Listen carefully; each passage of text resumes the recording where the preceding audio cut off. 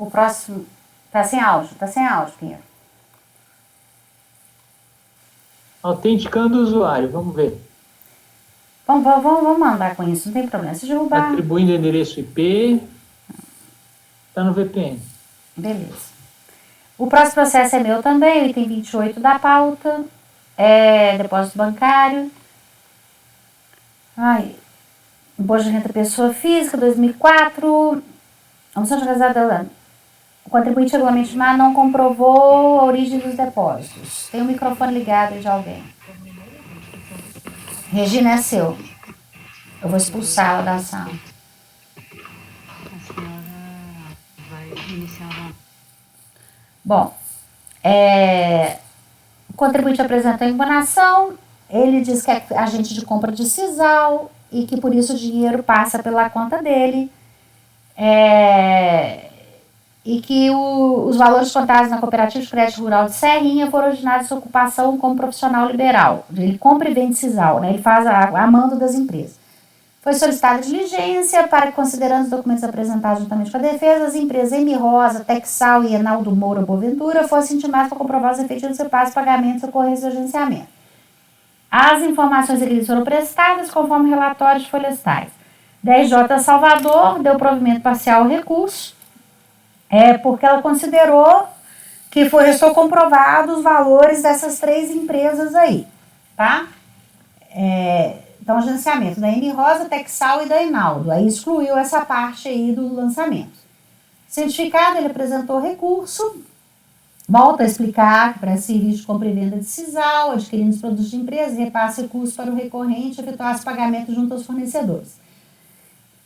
A DRJ julgou procedente parte de impugnação, mas não considerou os documentos novos juntados que foram considerados extemporâneos. Afirma que os valores que constam em suas contas são mera movimentação do dinheiro do cliente para o fornecedor e que poderia somente ser autuado sobre as comissões e não sobre o montante do dinheiro.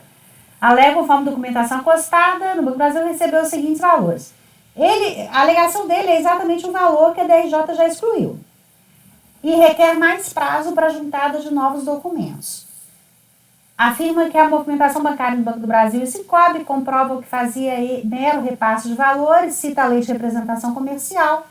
Aduz que os depósitos bancários não são suficientes para comprovar a omissão de receita, cita a doutrina, decisões administrativas. Alega que o faturador do imposto de renda é aquisição de disponibilidade econômica ou jurídica da renda e proventos e que não se pressupõe, no caso, de certo sobre presunção, cita a doutrina de jurisprudência. De certo sobre devido processo legal, processo administrativo, havendo ser possível análise de prova apresentada após a impugnação. Requer improcedência do auto ou que seja considerado nulo o acordo de impugnação, considerando que o contribuinte comprovou 250.900 quando deveria ser 474. DJ só considerou 250 mil. Considerando totalmente a impugnação apresentada, requer a concessão de prazo para a juntada de novos documentos. Bem, eu vou conhecer do recurso, foi oferecido um prazo legal e tem parte que é preclusão. Ele, na impugnação, ele apenas contesta elementos de fato, não apresenta argumentos de direito. Logo, os argumentos apresentados no recurso sobre presunção, fato gerador do imposto de renda, necessidade de acréscimo patrimonial e sobre procedimento administrativo não podem ser aceitos. De qualquer forma, eu ainda trato alguma coisa que ele alega aí no mérito, tá? Em nada ele tem razão. Sendo recurso não pode ser aceito em relação às matérias citadas. Essa época aí que eu fiz esse acordo, eu ainda avaliava essa questão do conhecimento parcial, mas eu posso reavaliar e falar que eu conheço e essa matéria está preclusa, não tem problema nenhum. No mérito, aí eu cito a legislação de depósitos bancários, né, novamente. Sendo assim, correto procedimento fiscal que apurou o imposto devido com base em presunção legal do artigo 42 da 9430. Acrescendo privilegiando a verdade material, vez que a fiscalização apurar os fatos sempre intimou o contribuinte esclareceu, somente após que a fiscalização lavrou a auto-infração. Mesmo após a lavratura do auto-infração, a DRJ, considerando os argumentos e documentos apresentados juntamente com a defesa, contrato de prestação de serviço e depósitos relativos às empresas M. Rosa, Texal e Enaldo Moura, solicitou diligência para que as emprestadas fossem intimadas a comprovar as operações. E exatamente por considerar toda a documentação apresentada, foram excluídas da base de cálculo o montante de 250.900. Esclarece que a DRJ não deixou de apreciar qualquer documento apresentado, apenas informou que a documentação deveria ser apresentada com impugnação. Acrescente que o contribuinte requer no recurso dilação de prazo para apresentação de novos documentos. Contudo, até a presente data, 9 anos depois, nenhum outro documento foi juntado nos autos. Da análise do resultado da diligência e do acordo recorrido, conclui-se que foi acatado, até para mais, na visão dessa relatora, os valores de depósito listados na tabela 1 acima, para os quais restou comprovada a origem dos recursos. Para os demais valores apurados, não foi apresentado qualquer documento capaz de infirmar a autuação.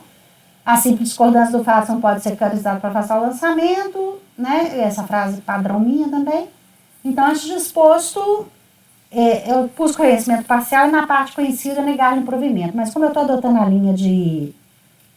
Eu vou falar que eu conheço e nego. Não vou falar, eu nego provimento, não precisa nem falar de conhecimento, não.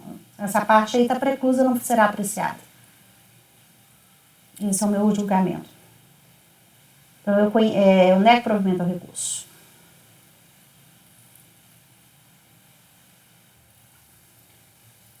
Perguntas?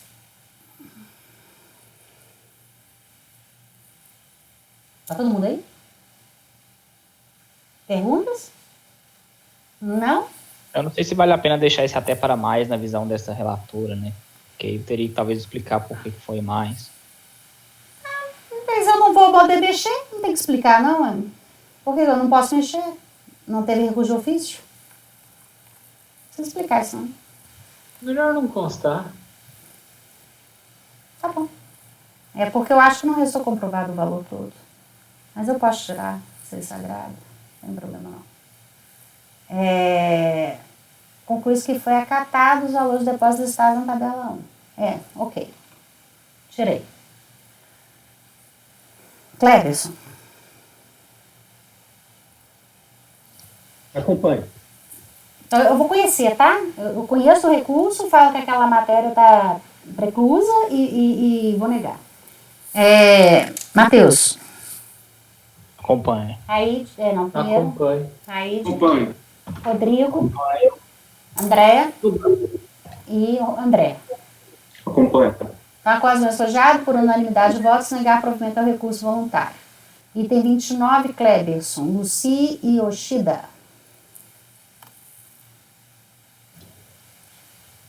Doutor André, só está com o meu voto? Item 29.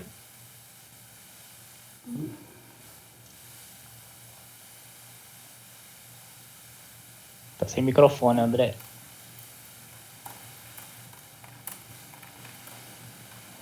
Estou, viu, doutor Cleberson? Obrigado. Ótimo. Então, o item 29...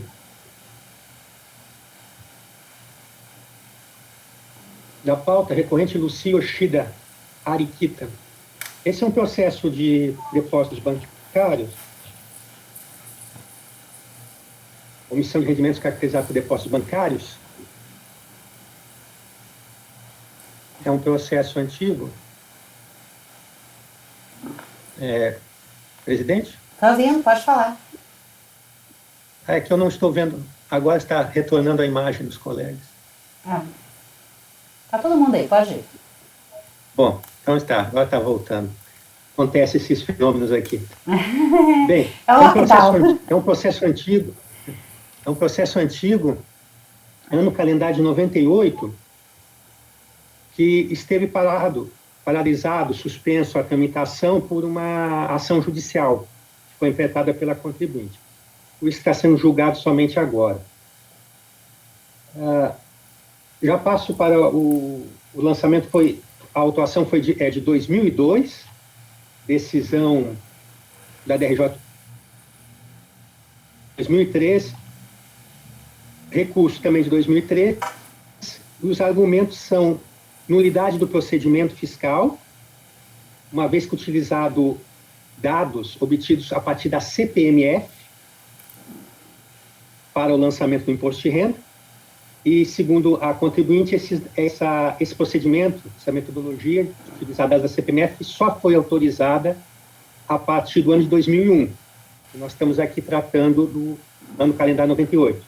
Violação do sigilo bancário, utilização de extratos, sem ordem judicial, os depósitos bancários, por si só, não representam disponibilidade de rendimentos tributáveis, é necessária a verificação, a prova do acréscimo patrimonial, a multa é confiscatória e é indevida a cobrança da taxa Selic. Na sequência aqui do relatório ainda, eu faço um resumo do que interessa para explicar por que o processo ficou paralisado, suspensa a tramitação.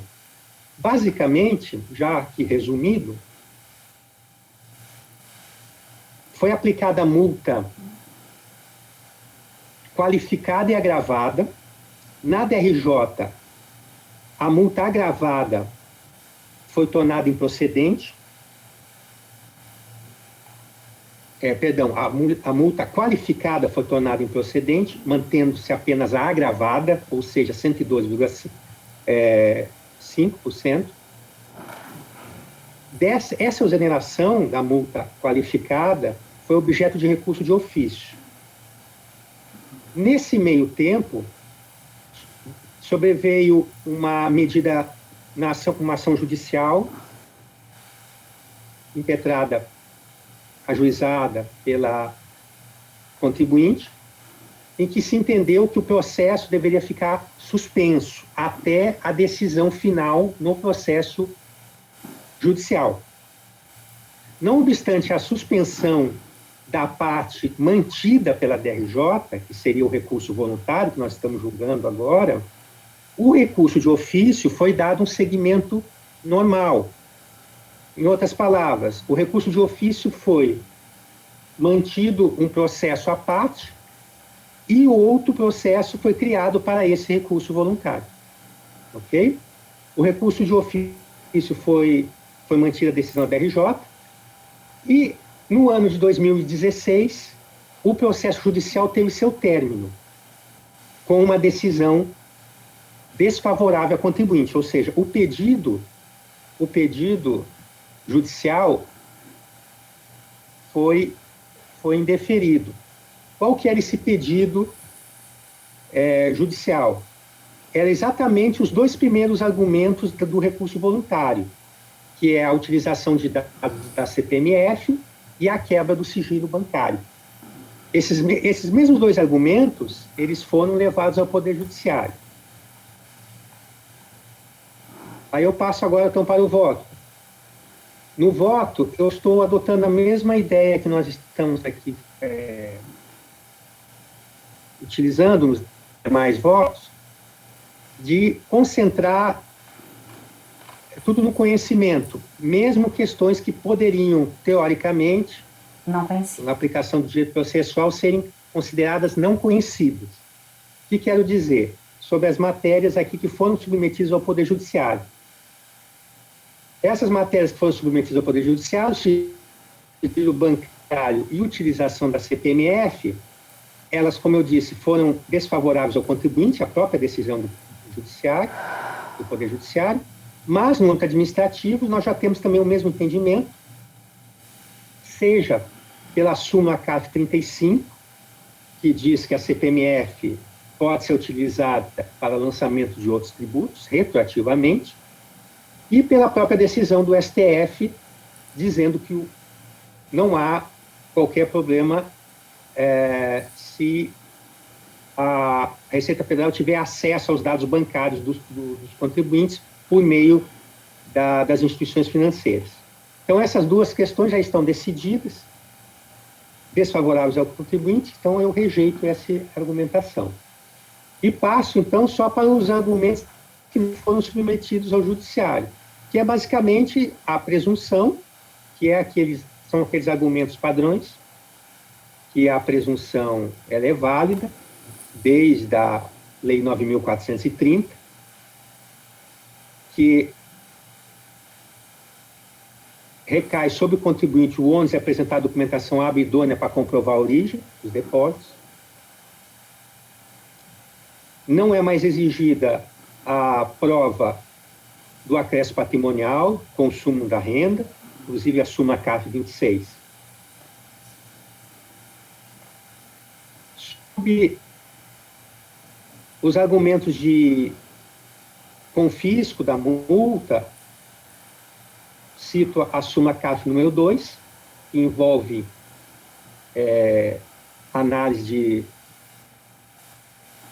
confronto com princípios constitucionais, que não nos cabe na seara administrativa. E, por fim, a Selic, a súmula CAF número 4. Nesse contexto, então, eu estou conhecendo do recurso e negando o provimento. Alguma pergunta? Não? Então votamos. Matheus. Então, conforme o Dr. Clebson bem tratou, né, grande parte dessas questões aí tem súmula, então eu acompanho o relator. Pinheiro. Acompanho. Aide. O relator. Rodrigo. Acompanho. Andréia. Acompanho. André. Acompanho. Então, por unanimidade de votos, negar provimento. Rodrigo, item 30. Ele é um lote repetitivo aí, um tanto do mesmo contribuinte. Vai. João Batista. Esse aqui é dedução indevida de pensão alimentícia judicial. Deixa eu lembrar assim. Que não tem o vídeo de dissolução da sociedade conjugal.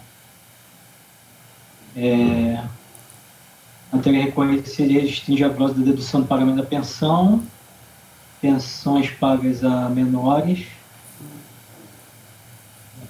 Dois menores aqui, Jean de Mello e Lucas de Mello. E outra pensão paga a Guilherme Gonçalves de Andrade de Souza. Não é pensão judicial. Pensão alimentícia, perdão. Salvo engano, teve um processo meu muito parecido. Pois é, mas esse aí é judicial ou não? Judicial. É porque só ficou da RJ.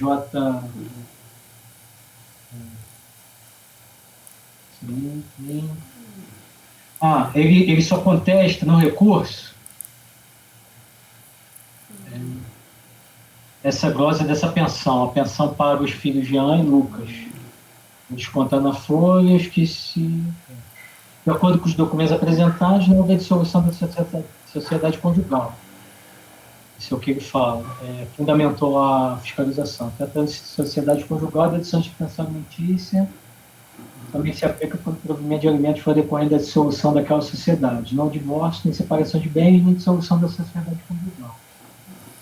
Os cônjuges vivem como casal, o pai paga pensão aos filhos, a esposa por mera liberalidade, porque não dá direito à dedução. A DRJ manteve e restabeleceu a dedução em relação ao outro menor. Então só sobrou essa aqui, de Jean Melo Souza e Lucas de Melo Souza, que, em síntese, eu adoto pedido uma fiscalização de que precisaria da dissolução da sociedade conjugal, porque, em contexto de preservação da sociedade conjugal, é inevitável constatar que se conservaram os deveres de ambos os cônjuges, previstos no 566 do Código Civil, entre os quais de mútua assistência e sustento dos filhos. Como o artigo 568 da mesma lei prevê que os cônjuges são obrigados a concorrer para o sustento da família, na proporção de seus rendimentos de trabalho. Caso um dos cônjuges não trabalhe e não tenha bens, o outro se obriga a prover integralmente tal sustento. Então, acho que não sei quanto avanço aqui, porque esse é bem parecido, acho que alguns já julgados. São dois filhos que teve um acordo e é pensão alimentícia.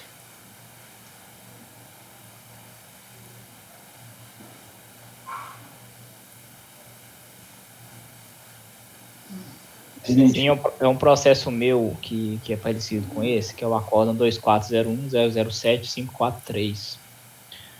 No caso que eu tratei, os filhos mudaram de cidade para cursar a universidade. Não, nesse caso aqui nem isso. Foi nem isso aqui. Eu acho que isso aí a gente já discutiu também, Pinheiro até pediu vista, lembra? No mês passado. Mês passado, que eu digo, nas sessões passadas aí esse ano. Eu acho que isso já está bem definido, delineado, né, na turma. Bem, então você nega, né, Rodrigo? Cléris. Só, o que tem a ver a vigência da sociedade conjugal aqui, a falta de solução, nesse caso? Eu entendo o seguinte, porque na vigência da sociedade... A pensão é para os filhos, não é? Não é para o cônjuge, não. Os valores? Sim. Mas eles continuam coabitando, não é isso? Pelo que eu entendi? Com os pais? Para mim independe, porque vai ter até um outro que o pai se afasta do trabalho. Na verdade, meu entendimento é por conta da sociedade conjugal, que essa sociedade conjugal aqui seria o poder familiar, exercício do poder familiar, que não é o mesmo aquela prestação de alimentos que seria dedutível. Eu posso aprofundar aqui no raciocínio.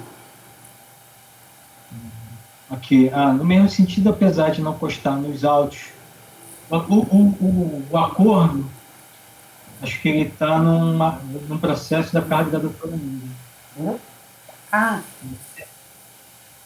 Não está nesse processo. É porque eu acho repetitivo, né? Está no processo que está com a senhora.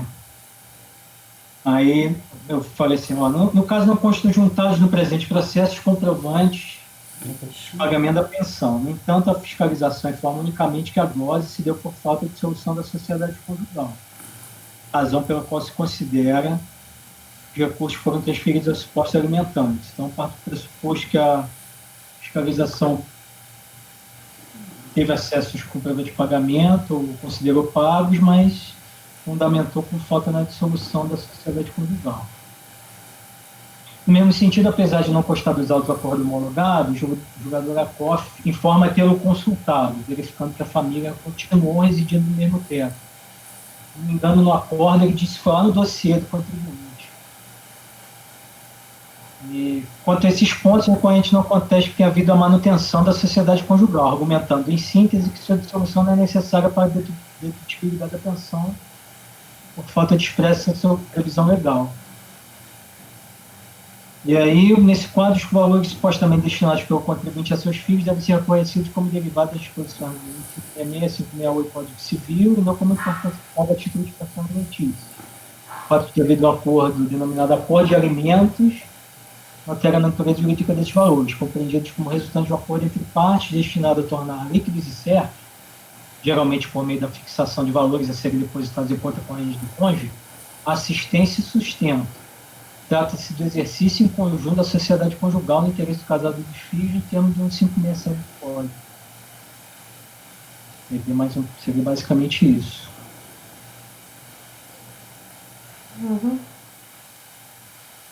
Ele paga pensão para a esposa também?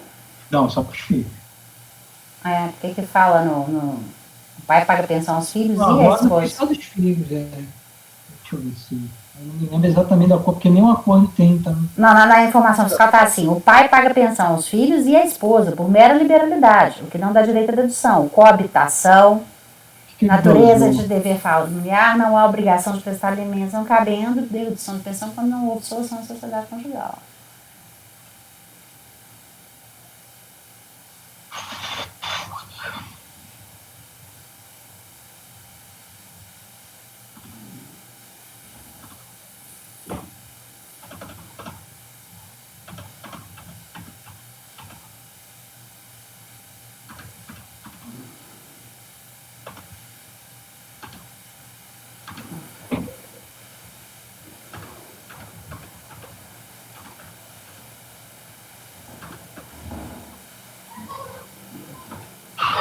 Então,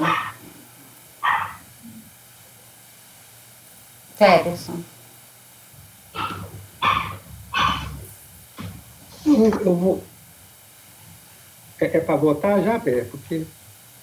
O que você quer? Não, para votar. Não, eu vou acompanhar aqui, tipo, essa questão da sociedade conjugal e a coabitação, né? É. Na verdade. Para mim, não.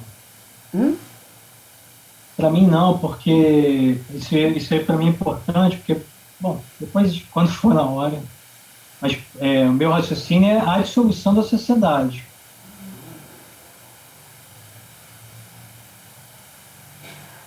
Mas olha só, imagine que um filho resolve sair de casa, porque ele quer, e ele entra na justiça contra os pais, não houve dissolução do pai e da mãe, e pede alimentos e o juiz manda pagar. Então, aqui está claro que houve a ação de alimentos, não por acordo, tá? Seu filho se rebelou contra os pais mesmo. E aí, o que você diria? Não houve dissolução da sociedade conjugal, mas é alimentos ou não é? Não, mas nesse exemplo que você está citando, aí houve sim a dissolução. Da sociedade O conjugal? filho abandonou.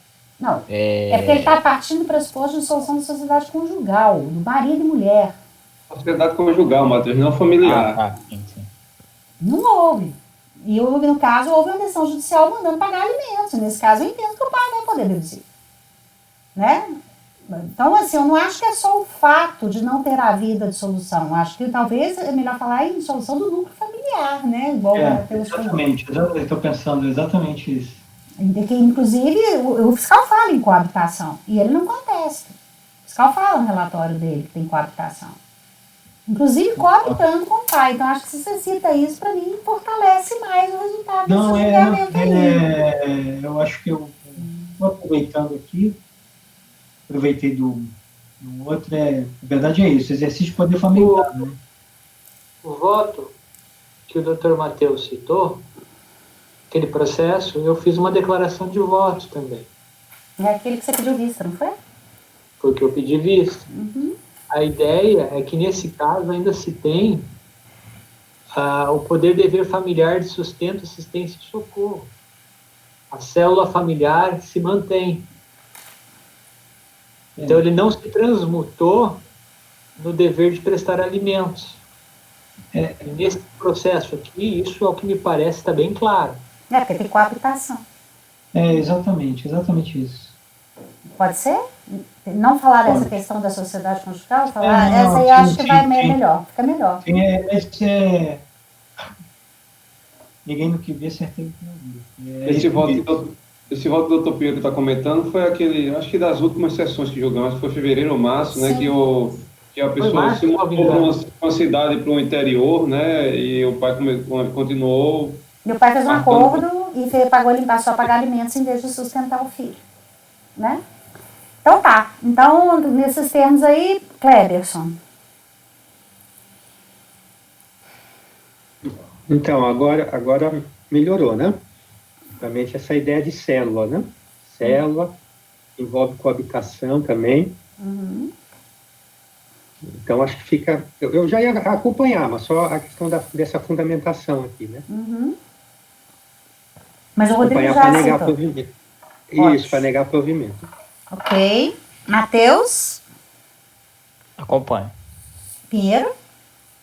Acompanho também. Eu só queria esclarecer, o relator vai agregar esses argumentos de célula, tudo? Não, eu na verdade agreguei, só que eu... Dá uma olhada no outro voto e traz aqueles argumentos para ele. Sim. Eu, na verdade, eu agreguei aqui, só que usei a fundamentação do poder familiar.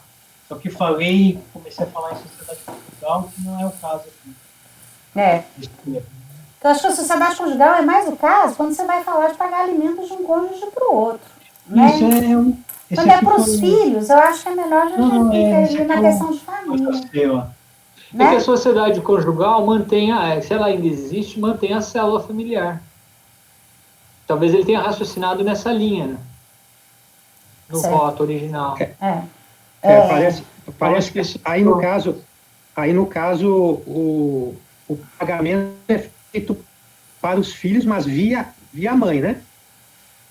Pela mãe, por meio da mãe. Acho que eles são menores, né? Então, acho que aí que entra o contexto da sociedade conjugal, né? Ah, tá.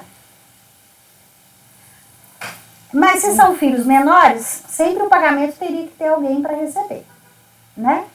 Então, por isso, há o envolvimento da mãe na história, né?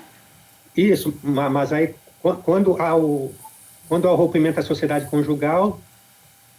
Aí estava tranquilo, aí era tranquilo. Aí já não há mais uma célula, são duas, né? Uhum. Mas aí tinha que olhar guarda, é outra história. Bom, não vamos entrar nisso agora. Raíde. Acompanho. Andréia? Acompanho. Andréia? Acompanho.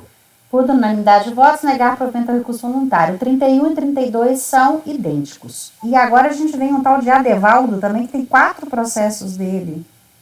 Você foi premiado aí, né, Rodrigo? Vamos lá. O Adevaldo, 33. Esse é o da sociedade conjugal. Ah, tá. É isso. Então... Também alimentos. E aí? Isso aqui... Peraí, deixa eu ver se é isso. Esse aqui só tem uma peculiaridade, por isso que eu não entendo que a questão da coabitação seja prescindível, porque o que ele alega é que... Deixa eu ver. Ele trabalha fora, a maior parte do tempo trabalha fora. Trabalha afastado da... acho que é policial e trabalha em outra cidade. Em outra cidade, é isso. Quanto a pensão alimentícia, paga pensão alimentícia e na impugnação.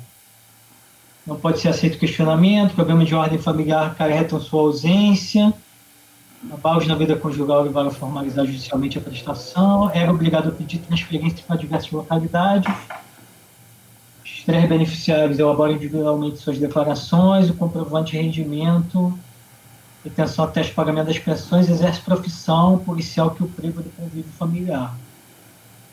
Então, é basicamente isso. Nesse aqui não houve dissolução da sociedade conjugal. Também não, e a pensão de 75% aí para a mulher. Para a mulher e para os filhos. Dos líquidos, né? De rendimentos líquidos. Tá. Então, mas ele deixou a casa e não, saiu? Essa a minha questão. Ele mora afastado, mas para mim, o que basta é a sociedade conjugal. Porque tem uma lei que fala dessa situação, não tem? Não, quando eu falo aqui, assim... Tem alguma coisa... Aí na folha... penúltima folha do voto, que ele fala assim... É o artigo 1701, que fala que a pessoa obrigada a suprir alimentos poderá pensionar o alimentando ou dar hospedagem e sustento. Seria essa aqui?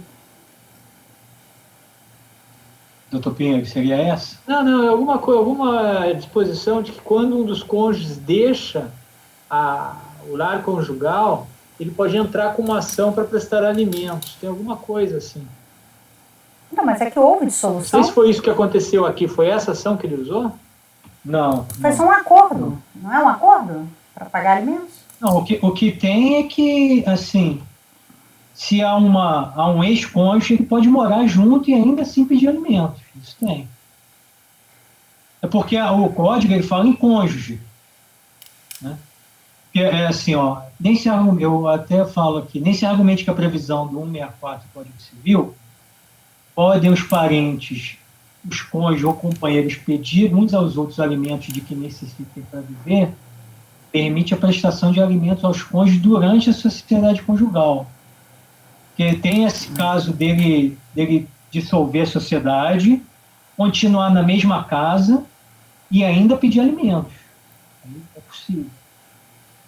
Mas não é o caso aqui. Ele trabalha, ele se afasta da residência. É porque na fiscalização acabou abordando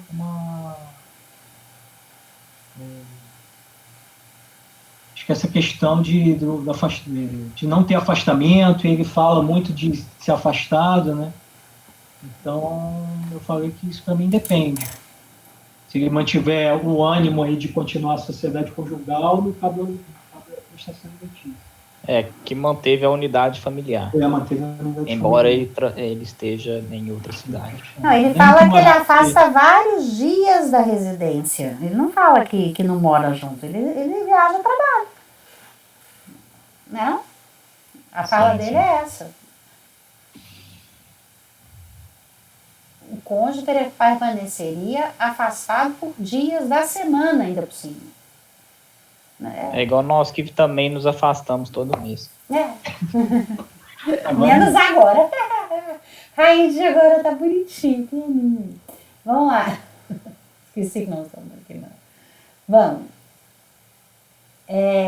Podemos votar? Cleberson. Acompanho o relator. Matheus. Também acompanho. Pinheiro, Raíde. Acompanho. André. Acompanho. Eu também. Todos são iguais? Estão por unanimidade votos negar provimento. Todos da Adevaldo são iguais? Deixa eu dar só uma conferida aqui. 2008 Adevaldo. Também é igual 35.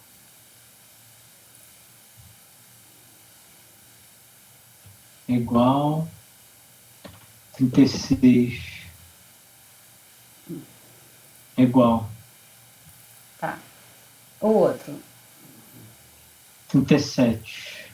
Manuel. Mulan. E aí, conhecimento. Esse aqui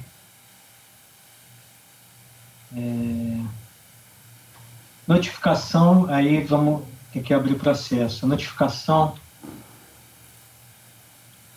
foi no dia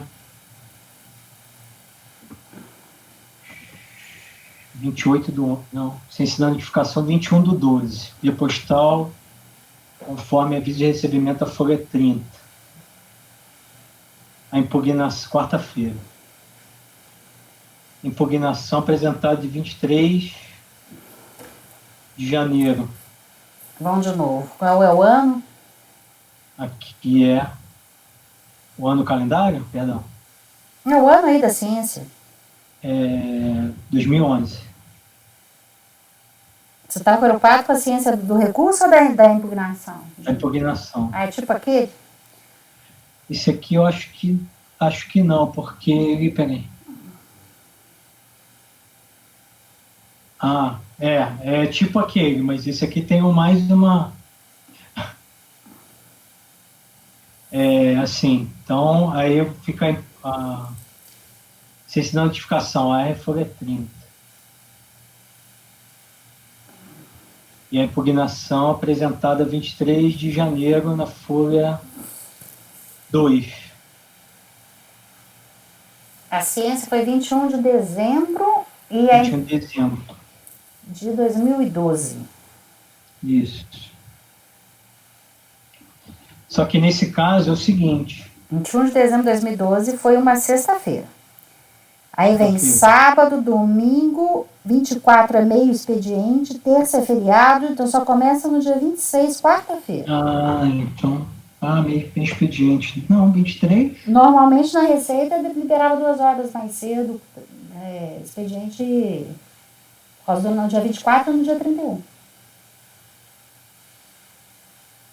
Fato. Não é? Não é expediente normal, em regra. Não.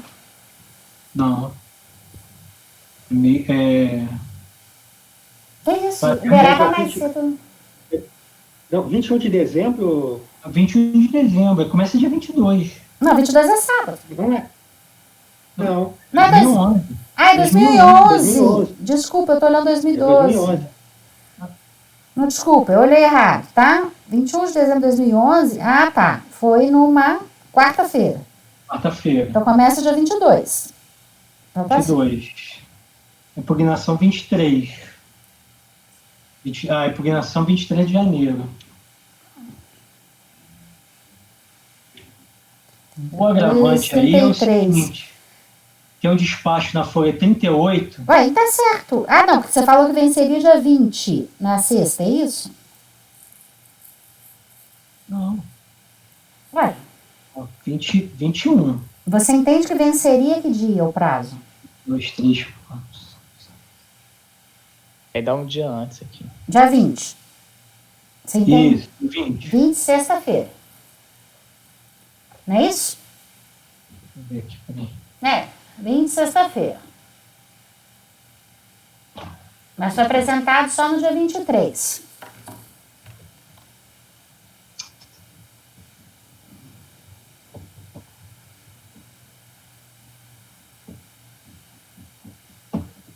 Isso, 20. Isso, dia 20. Aqui o agravante é o seguinte: tem um despacho na folha 38 que diz que a impugnação é intempestiva.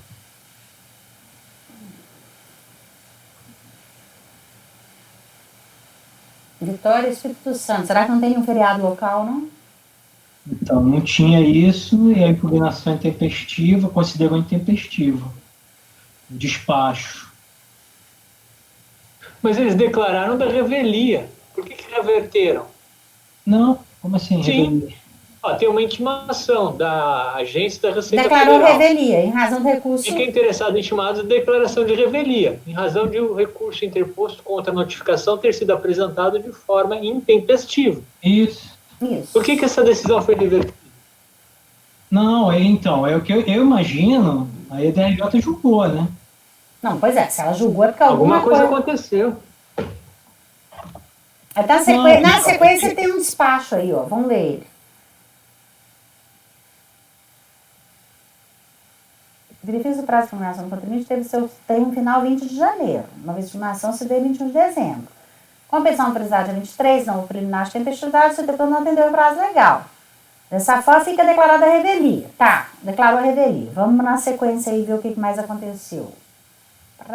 Dossiê fiscal, acordos de impugnação. Deixa eu ver o que a DRJ analisou. Será que tinha arguição de tempestividade? Não, é porque... Não tinha. Não tinha, mas mesmo se tivesse... Aqui, ó, no voto da DRJ. A impugnação apresentada foi considerada tempestiva. Foi considerada. Olha lá, vamos ver o relatório. Após ter sido certificada a notificação, em 21, o contribuinte apresentou em 23. Valendo os seguintes termos: interessados, dependentes, desespero. Ué, não fala nada. Nós vamos ter que ver os elementos que estão no processo.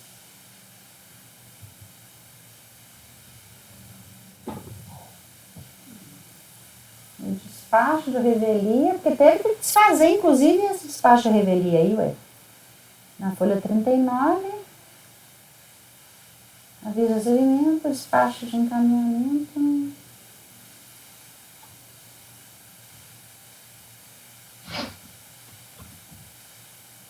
De forma intempestiva.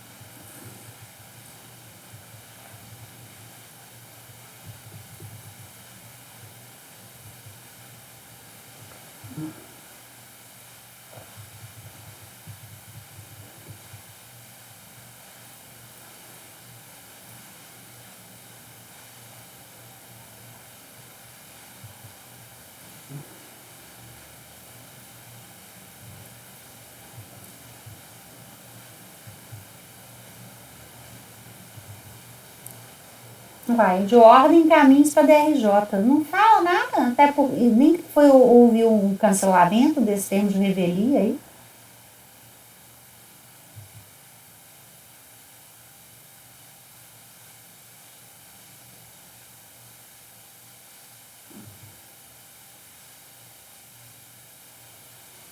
No despacho da folha 92, só fala lá, tendo em vista o disposto na portaria FB 453, de 11 de abril de 2013, na portaria tal, também de 2013, conforme definição da Coordenação Geral de Contencioso, encaminhando os processos para apreciação. O que falava nessas portarias, hein?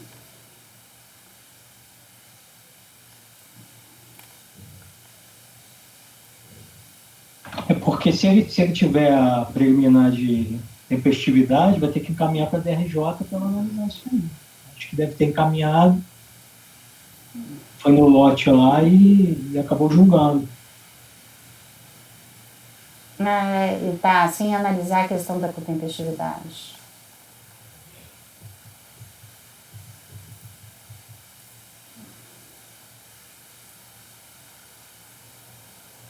A portaria que falava da gestão virtual de processos. Mandava tudo para Ribeirão Preto e tal. Não tem nada a ver com a questão de tempestividade, não. Mas você tem até um termo de revelia. Como é que fica isso?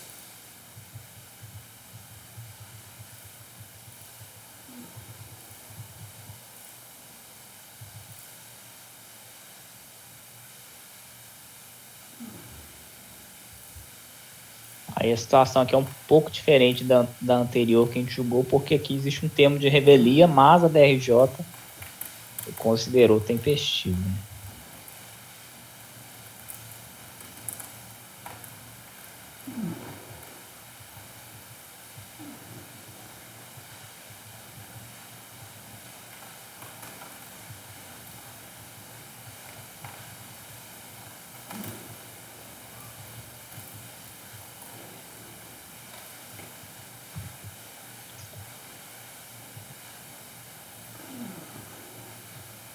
Não houve o tempo que essas impugnações eram feitas a partir do site, depois o contribuinte apresentava os documentos na DRF? Uhum. Não me lembro. Mas teve um problema que teve um piloto. Não sei se chegaram. Bom, não lembro. De qualquer forma, nós vamos esbarrar na mesma coisa que a gente julgou no outro. O que aconteceu? Aqui deve ter ido no automático e os 3 acordos são do mesmo dia. A DRJ julgou, né? Ela recebeu e nem olhou essa declaração de revelia. Mas eles devem ter encaminhado para a DRJ porque ele deve ter arguído tempestividade. Ele deve ter falado da impugnação.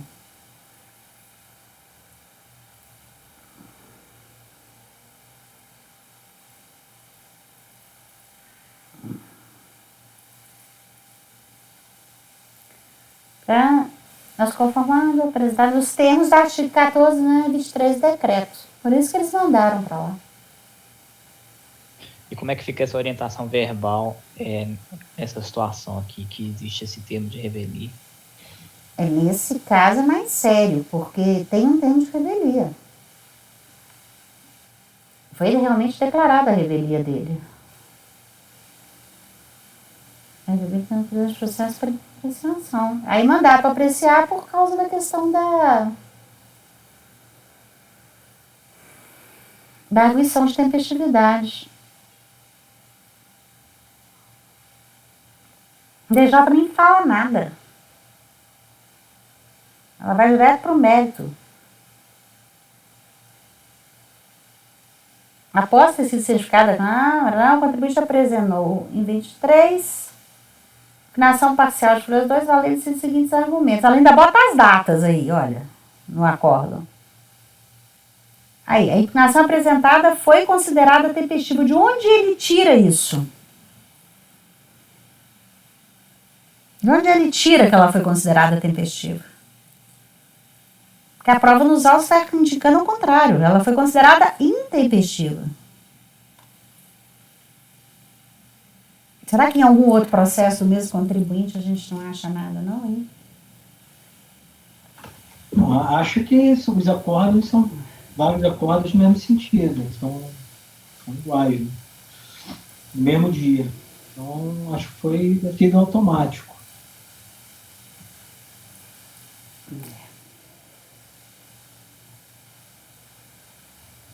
Mas por que ela fala isso, que foi considerada tempestiva? Parece que está faltando algum documento nesse processo aí que a gente não teve acesso. Tô querendo olhar outro aqui para ver se eu acho alguma coisa. Os acordos podem sair juntos, mas na hora que ela fala foi considerada tempestiva, é por quê? Entendeu? A senhora acha que ele viu isso aí?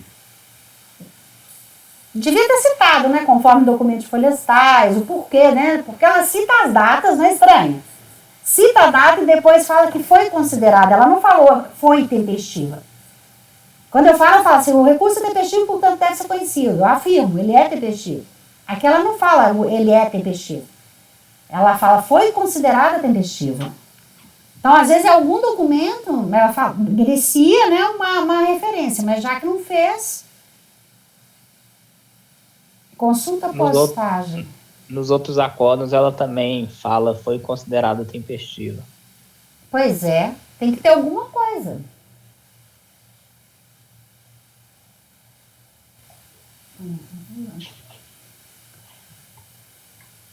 18 de junho. Data da entrega, 22 de junho. Não, junho. O que é isso? É porque o dia 22 bateu e... O que é isso aqui que ele foi certificado? Postagem é essa? Porque ele foi dezembro, né?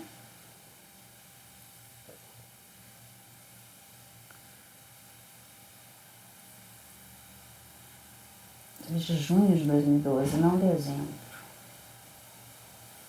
Consulta postagem. Documento de identificação, certidão, decisões e peças, comprovantes. Olha só, logo depois da notificação tem consulta AR, aí vem um AR. Data da entrega. Por que está junho, 22 de junho? É junho mesmo que a gente estava analisando? Ou era dezembro? Não, o AR foi 30, né? Eu estou olhando o próximo processo, na folha 50. Que dia que foi a ciência? Não, mas os outros processos são tempestivos. Ah, os outros são? São. É só esse aí que não? Só esse que não é. São anos distintos, não andou junto à fiscalização, não. Ah, não é uma mesma? Há uma distância de um ano, entre elas. Não é mesmo a ação fiscal, não? Ah, tanto é que a numeração do processo é outra. Não, tem 2012, 2013, 2016, 2016. Ah, tá. Não, tá. Então não adianta olhar outro processo, não tem nada a ver. Não, tem 2 de 2012. Ah, mas também são 2 fiscalizações? 2012? O 37 ou 38? Não.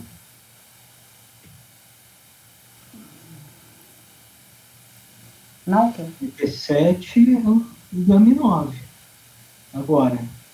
38 e 2010. Não, eu tô falando mesmo ano da lavratura da notificação. Ah, sim. Os 2 são de 2012. Mas parece que foi em momentos diferentes, né? A ciência não teve nada a ver um com o outro, não. Isso aí é só para a questão da tempestividade da impugnação? É.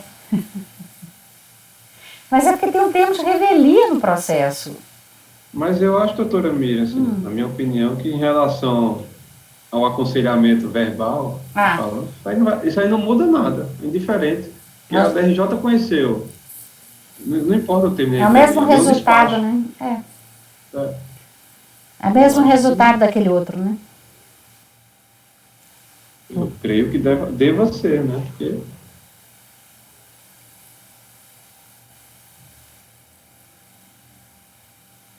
eu também acho. Eu acho que... Bom, vamos entrar aí no mérito, Rodrigo, então. Vamos lá.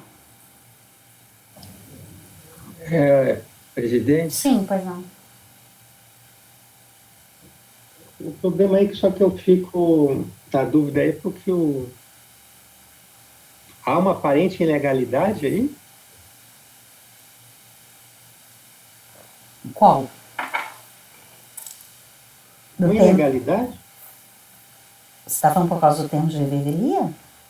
Isso. Diante de um termo de revelia, eu acho que esse processo só foi encaminhado, mas é por que a DRJ afirma a impugnação foi considerada tempestiva? A frase. Sim, Entendeu? Ela não fala é tempestiva, ela fala foi considerada tempestiva. Será que só porque encaminharam ela deduziu isso? Vou ser objetivo, então, porque o doutor Rodrigo está trazendo fatos, né? Uhum. Aí, ele, mantendo esse entendimento dele, tem que se refutar esses fatos, dizer que esses fatos não são importantes, né? Quer dizer, mesmo que seja uma ilegalidade, não é importante. E no outro não havia uma ilegalidade, né? Havia dúvidas, né? Só isso que está me chamando a atenção nesse aí. Digo aparente ilegalidade, porque, como foi dito, a DRJ diz que foi considerado, né? Uhum. Eu tenho uma dúvida para tirar com vocês. Digamos que a gente passa por cima disso, né? Vamos que nem tratamos sobre isso. O recurso é tempestivo, a gente conhece. A gente nem trata essa matéria, né? Por exemplo, aí julga, quando chega lá na autoridade de execução, ela repara que a impugnação foi intempestiva. O que ela faz?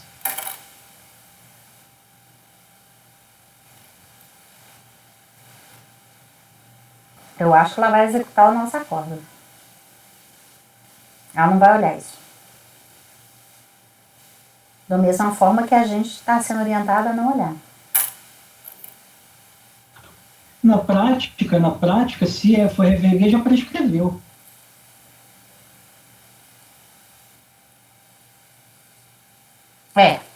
Dada a idade do auto, né?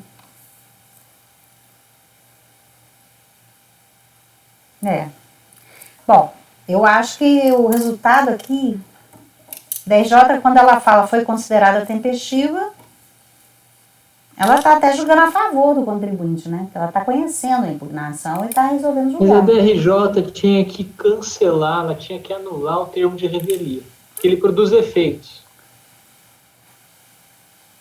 Foi emitido um termo de revelia, esse termo de revelia tem que ser cancelado, ele está no mundo jurídico. Como é que a DRJ ignora? Quando ela fala foi considerada, dá a impressão que foi cancelado aquele termo de revelia. Sim. Mas eu acho que isso é relevante, tem que ser esclarecido. Então, o que você acha? Diligência? Tem dois atos contraditórios. Qual a solução você me dá?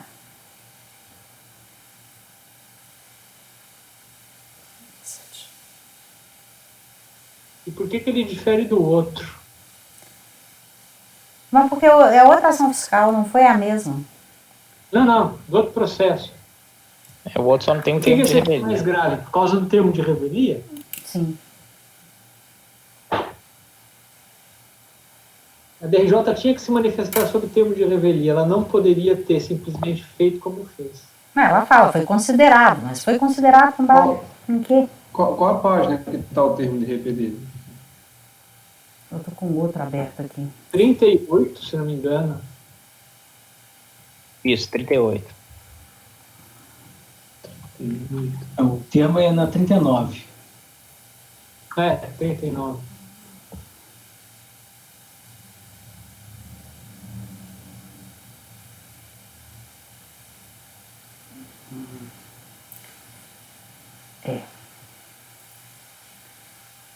Intimação.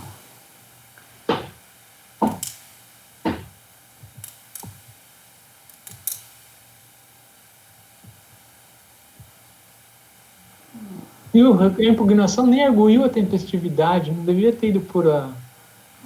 Não, ele fala que apresentou nos termos do artigo 15 do decreto 70235.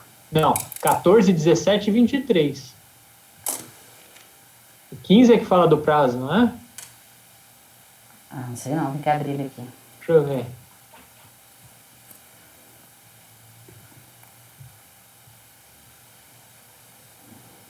Não. Quem que fala do prazo? Vamos ver.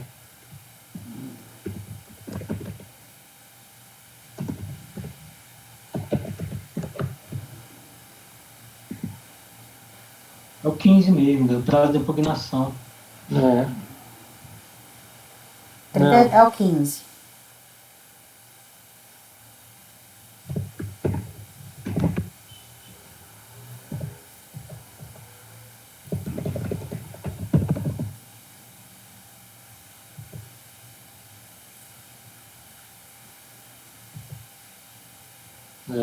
Será que ele não mandou pelo correio? Acharam um envelope? Não tem um envelope juntado mais à frente? Alguma coisa assim, não, hein?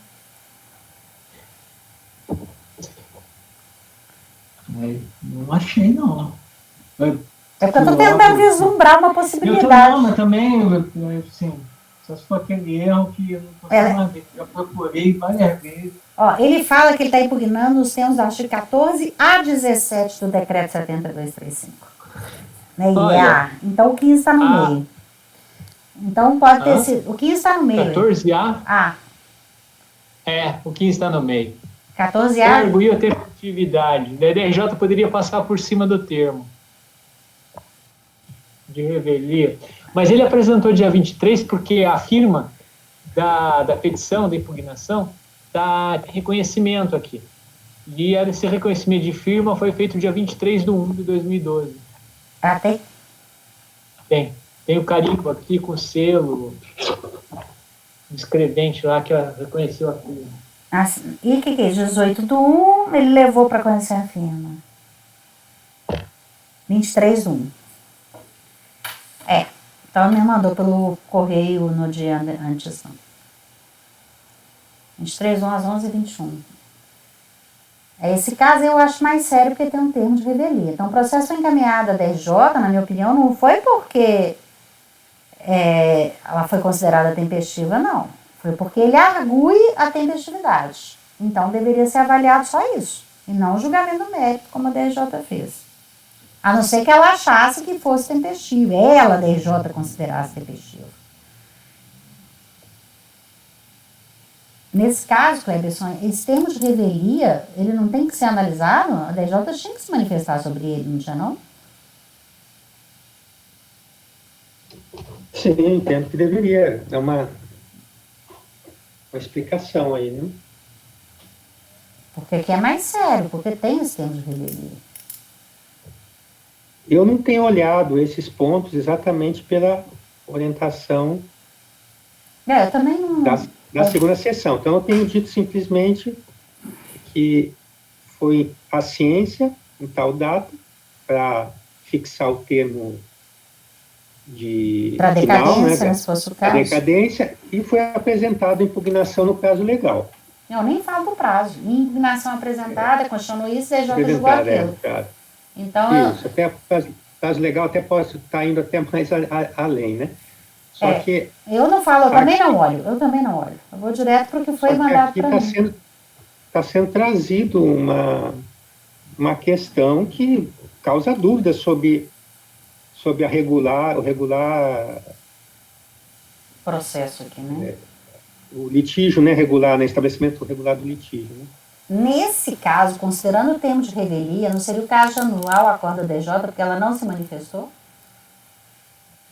sobre esse termo de revelia e ela se ocultou, ela tem um documento no processo. Por que ela afirma que ela foi considerada tempestiva se tem um termo de revelia? Agora a gente tem uma contradição aí séria, né? E é interessante porque no recurso voluntário, o contribuinte volta a insistir de que no entender dele a impugnação foi tempestiva. Ele fala isso? Ele não explica por quê, mas ele alega, ele só não explica por quê. Por que será que ele alega se a DRJ já considerou? Não sei.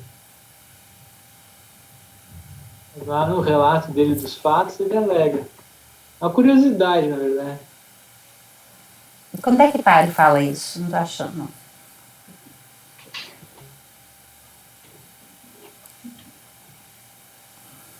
Você é pequenininho? Ó, é o item, é o 5. Ele numerou, é o parágrafo 5. O conformato ao que eu te apresentou tempestivamente impugnação. Mas só falou assim. Sim.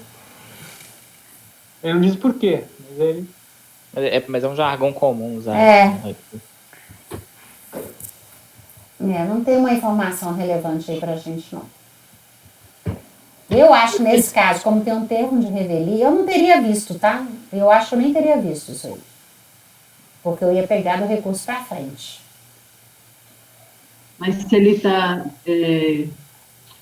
falando sobre essa tempestividade, não teria que apreciar isso? A DRJ não teria que apreciar? A DRJ ela não fundamenta, né? Ela diz que foi considerado. Até porque a partir do momento que existe realmente uma revelia, se não existe mais o processo administrativo, ali começa um prazo prescricional, né? Para a DRJ cobrar do contribuinte. Para a DRJ, para a Receita cobrar do contribuinte.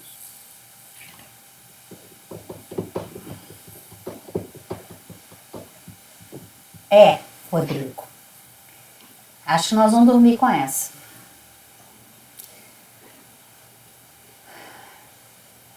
Eu acho, eu fico intrigada aqui por causa do termo de revelia, mas considerando até o julgamento que a gente deu no outro processo,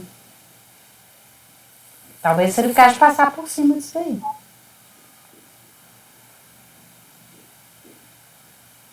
Eu entendo que, nesse caso, a DRJ não apresentou motivação para apreciando a arguição de tempestividade. Porque ela simplesmente vem com o verbo, inclusive, no passado. A impugnação foi considerada tempestiva. Ele não está apreciando isso. Teve uma negativa de prestação jurisdicional aqui. Eu acho que essa nulidade poderia ser levantada. Ela não explica por quê, né? Que foi considerado tempestivo. Então tem um cerceamento aí. Por quê? Mas cerceamento pra gente, né? Não pro contribuinte. Por que ela considerou tempestivo? Vista de medo para dormirmos, pensar. Não, esse daqui eu já voto. O que você vota? Fiquei curiosa. Por esse caso, negativa de prestação jurisdicional administrativa. Eles não apreciaram essa questão da impugnação. Tem um vício. Então, você anularia o acordo da DRJ para ela se manifestar sobre esse termo de revelia. Por que ela diz que foi... Porque tem termo de revelia e por que ela diz que ela foi considerada tempestiva? Exato. E ela tem que apreciar, se entende, que ao citar o artigo 14 ao artigo tal, que engloba o 15... né, ela teria que apreciar a tempestividade. Se ela não aborda a tempestividade, e além disso, entra direto, ignorando o termo de revelia. E a gente não encontra nada nos autos que dá suporte à afirmação dela que foi considerada tempestiva. Mas aí qual é o efeito prático disso? A DRJ vai virar e falar assim, não, realmente eu errei, isso aqui é intempestivo, então eu declaro nulo o meu acordo. Aí não. A DRJ vai dizer que emitiu um acordo declarando definitiva a exigência e pondo fim a qualquer discussão. Ou o contrário. Ela vai fazer um novo acordo falando por que ela considerou. Mas eu não estou tendo uma reformatio in pebis aqui?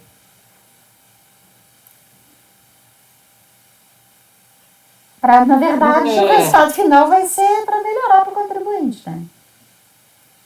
Porque aí tem prescrição.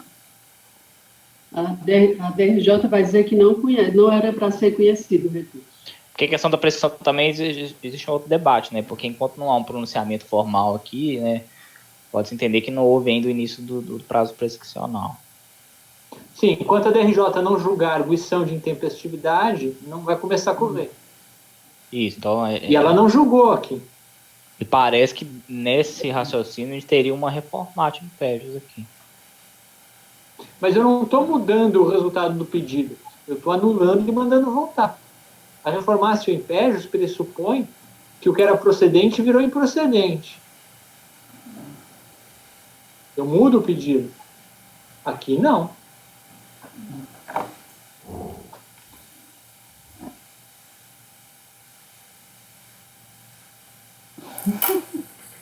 É porque lá também realmente julgou improcedente, né? Então não faz diferença. Termos práticos. Mas poderia ocorrer. Poderia. Se ela tivesse dado uma procedência parcial, né? Ou procedente. Mas aí não chegaria. Se ela tivesse recurso de ofício. Dr. Cleberson. Eu estou inclinado a votar para um esclarecimento. Você está querendo dizer o quê? Um esclarecimento de diligência? É. Você converteria o julgamento em diligência? Só que não me manifestei ainda porque eu não cheguei à conclusão se caberia uma diligência para a DRJ. Uhum. Se não, Nunca pensei nisso. se caberia. Se não fosse pertinente, uma diligência para a DRJ seria para a unidade preparadora, mas atenderia ao objetivo? Qual que é o objetivo? Qual que é a finalidade desse esclarecimento? É que é o termo de revelia. Então, saber se esse termo de revelia ele não produziu efeitos. Qual o documento que fez com que ele não produza efeitos? Qual que é a interpretação, né? Mas não sei, é porque há uma decisão da DRJ, né? Aí, doutor Pinheiro, o problema, o senhor fala em tornar nulo, mas tornar nulo é uma questão de ofício, isso que nós está se fazendo? Tornar nulo? É. O De contribuinte certa forma, nós a rigor, não haveria, seria a minha ideia era de tornar nulo. Mas não teve um cerceamento de defesa. Pelo contrário. Mas o contribuinte ele impugnou,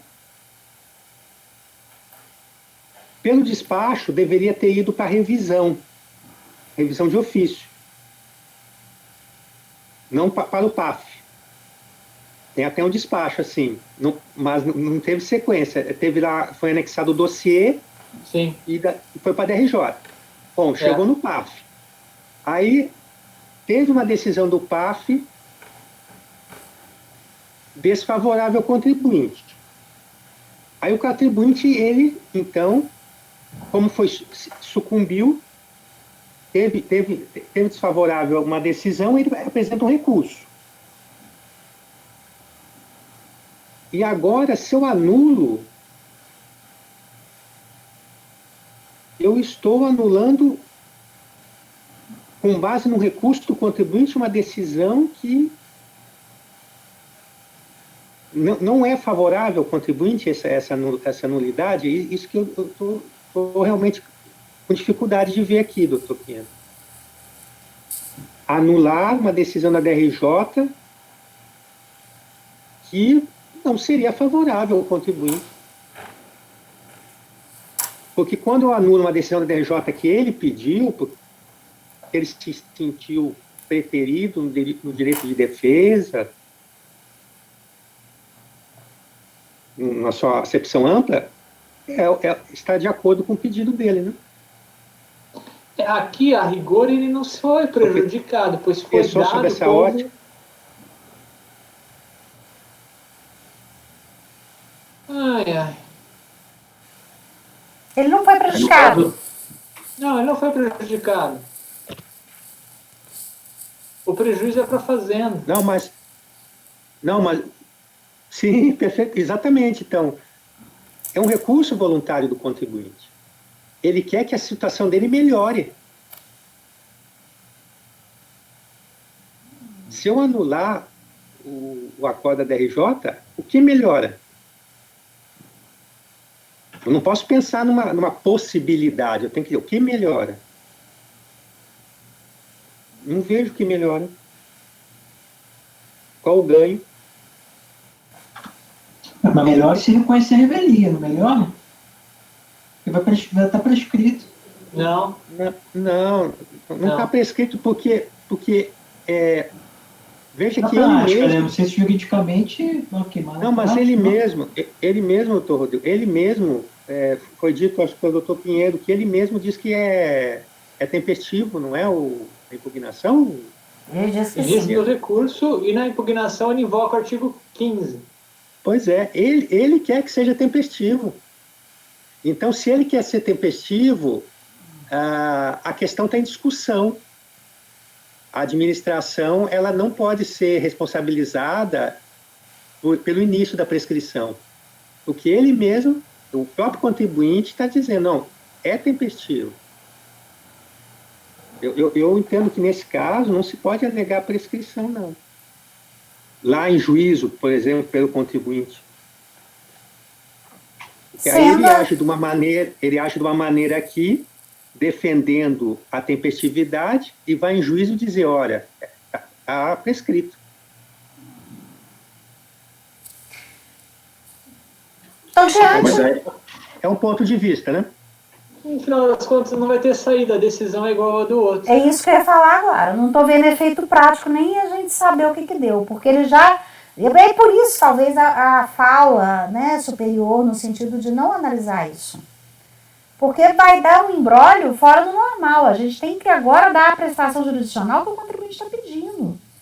E o recurso foi tempestivo, não foi, Rodrigo? Foi tempestivo. Eu acho que a solução é a mesma lá de trás. Eu concordo que vai dar um imbróglio grande, exatamente uma das razões para não se... Não avaliar isso lá atrás. Se não intrometer nessa seara. Só que o problema todo agora surgiu porque o doutor Rodrigo ele mostra um ponto que há uma aparente ilegalidade. Aparente no sentido, melhor, talvez a palavra não seja correta, aparente, mas uma possível irregularidade.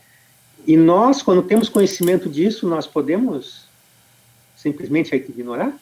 Mas não é uma questão de irregularidade. É uma questão, se o contribuinte alegou a tempestividade, você tem arguição de tempestividade, isso torna aquele termo ineficaz. Pois aquele termo pressupõe a inexistência de uma impugnação, ainda que a inexistência de arguição de tempestividade. Se há uma arguição de tempestividade, mesmo numa petição intempestiva, ela tem que ser apreciada pela DRJ. Ele não podia ter se demitido aquele termo, naquele momento. Só depois se acorda da DRJ falando ele foi emitido dia 21. Ele não tem data do dia 21? Qual que é a data dele?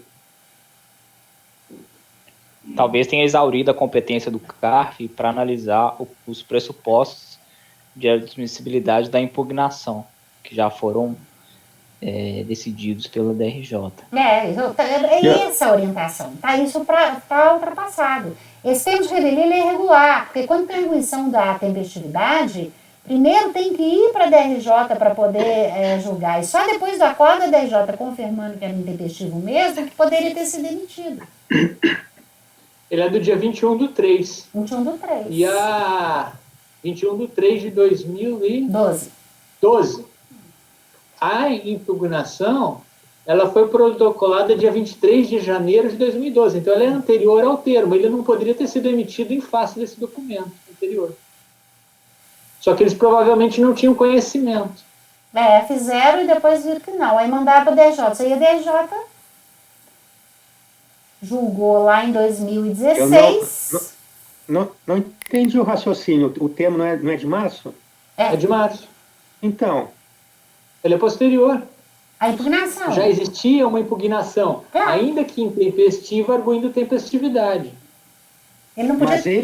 Mas ele no termo diz que não foi arguído a intempestividade. Ele diz que não foi arguído?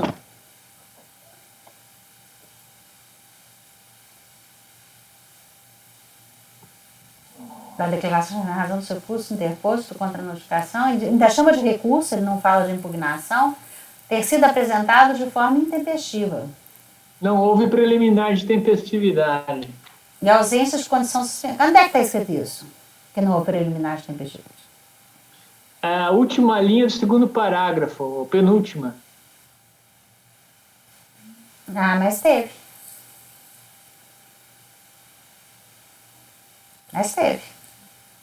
A questão é obscura, a questão realmente é obscura, porque se teve, a DRJ deveria ter analisado a preliminar. Ela não analisou a preliminar. A gente tinha que embargar a decisão da DRJ. A diligência é o embargo, que o Dr. Cleverson estava falando, de diligência é o embargo. Mas eu acho que a gente tem que vencer isso aí. Não podemos nos ater a isso, não. A DRJ considerou tempestiva, beleza, vamos dar a prestação jurisdicional que o contribuinte quer. Foi o que a gente fez no outro. Esse termo de revelia está errado. Ele não podia ter sido demitido porque houve arguição de tempestividade. Ele está errado. Esse ato aí está errado. Ele só podia ter sido demitido depois que a DRJ declarasse a intempestividade. Eles se precipitaram. Por que depois, então, faz um termo de revelia e manda para a DRJ julgar? Olha que loucura. Não tem o menor sentido uma coisa dessa. Não, mas não funciona assim, presidente. A unidade preparadora é ela que declara a revelia. Sim, mas ela, se teve arguição de tempestividade, ela não podia ter declarado antes do acordo da DRJ. Ela faz esse juízo. Ah, ela acha que não teve, né? Não, ela faz o juízo, Sim, ela acha que não teve arguição de intempestividade. Isso, então, para ela faz o juízo, entende que não teve, não encaminha para a DRJ. E por que depois encaminhou? Isso aí é obscuro. Foi para o setor que reanalisa o processo, que é o SAOT. Então vamos baixar a inteligência do SAOT. Para ele falar por que ele considerou essa impugnação tempestiva e encaminhou para a DRJ. Por que ele encaminhou o processo da DRJ diante desse termo de revelia? Eu acho que é isso, então, que a gente precisa de esclarecimento. Aí nós vamos deixar eles apertados, porque eles não vão saber responder. Mas esse procedimento de caminhando é praxe, não? Porque se ele tivesse alegado a prevenibilidade de tempestividade, teria que caminhar. Então, aí eles não sempre encaminham? Não, só quando tem arguição de tempestividade que eles encaminham. Qualquer arguição, por exemplo, apresentei a impugnação nos termos do artigo 15. Encaminha, entendeu? Entende que isso é arguição de tempestividade. E só depois do julgamento da DRJ falando que não é intempestivo mesmo, que poderia ter sido emitido o termo de revelia. Mas aqui nos termos do termo de revelia, parece que ele entendeu, ele até fala que é revel e depois ele fala. Mas na verdade ele fala porque ele cita o artigo, né? Salvo os caracterizados suscitado a tempestividade como preliminar. Mas continua os autos, se o prazo de impugnação teve seu tempo final no dia 20, dia 21, com medição de então, e não houve preliminar de tempestividade. Ele entende que não houve. Então, eu quero entender por que mesmo entendendo que não houve preliminar de tempestividade, o processo foi encaminhado para a DJ. Presidente, vamos suspender vamos dormir com isso. Vamos suspender, sabe? Tá bom. E vamos encerrar por hoje também. Amanhã a gente responde isso daí. Todo mundo vai sonhar com isso, tá? Eu vou encerrar a sessão, então. Vai encerrar a gravação? Vou. Deixa eu encerrar.